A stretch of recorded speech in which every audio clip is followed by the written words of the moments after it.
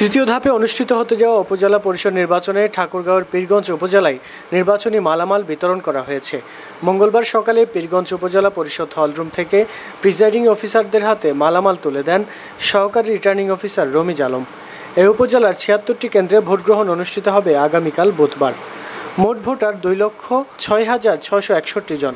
এর মধ্যে পুরুষ ভোটার ১,০৪,৮৭৪, মহিলা ভোটার ১,০১,৭৮৭ জন। চেয়ারম্যান পদে ৩ জন, ভাইস চেয়ারম্যান পদে ৩ জন ও মহিলা ভাইস চেয়ারম্যান পদে ৪ জন প্রার্থী প্রতিদ্বন্দ্বিতা করছেন।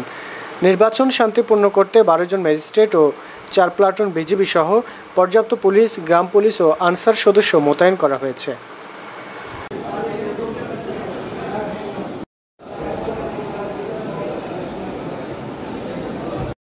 চন্দ্র ৫৬ নম্বর কেন্দ্র,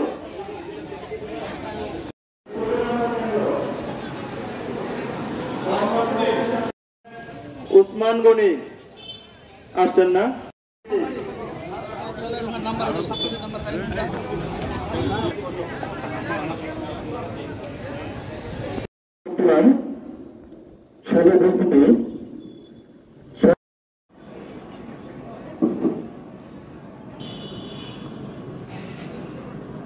রেসপন্স নেই যে আমাদের নির্বাচন কমিশন যে নির্দেশনা দিয়েছে একটি অবাধ, সুষ্ঠু, শান্তিপূর্ণ এবং গ্রহণযোগ্য নির্বাচন, এটার লক্ষ্যে আমরা সকলে ইতিমধ্যে আপনারা দেখেছেন আমরা 4টি নির্বাচন সুন্দরভাবে করেছি এবং সুষ্ঠুভাবে করেছি।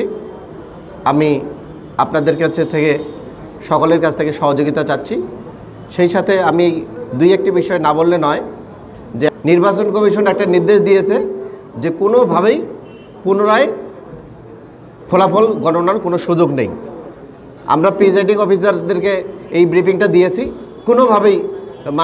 কোনোভাবেই যেন রিকাউন্ট বা পুনরায় গণনার এইটা কোনোভাবেই সুযোগ নাই।